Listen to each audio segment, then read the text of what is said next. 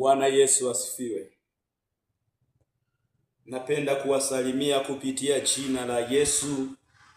Mchana wa leo nimekuja kwenu, ni neema na kibali ambacho Mungu ameweza kunipatia ili niweze kuwaletea ujumbe huu wa neno la Mungu.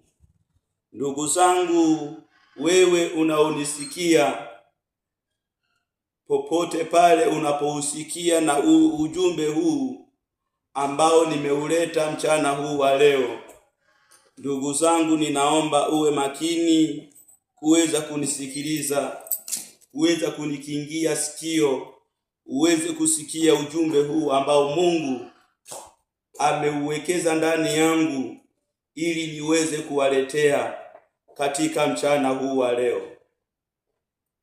Sababu ya Mungu kuachilia ujumbe huu kwenu na kwa wewe unaonisikiliza, ujumbe huu na sauti hii inakuja kwako ndugu yangu.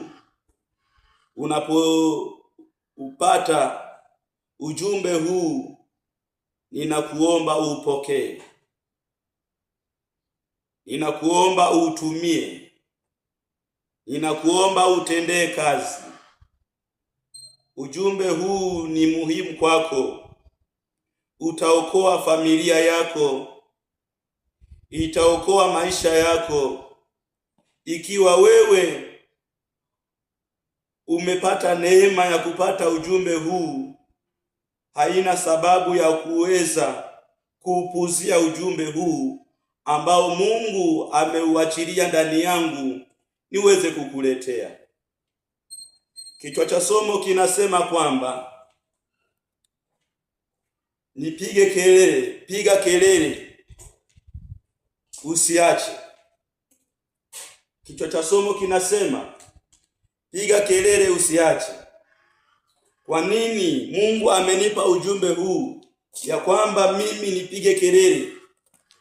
Napiga kelele juu ya mambo ambayo yanatukia katika ulimwengu huu.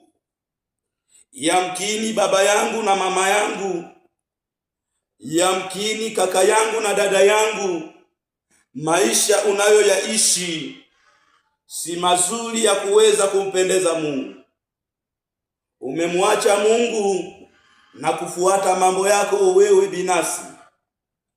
Kwa maana hiyo, mpendwa wa Mungu, ulimwengu huu na matendo haya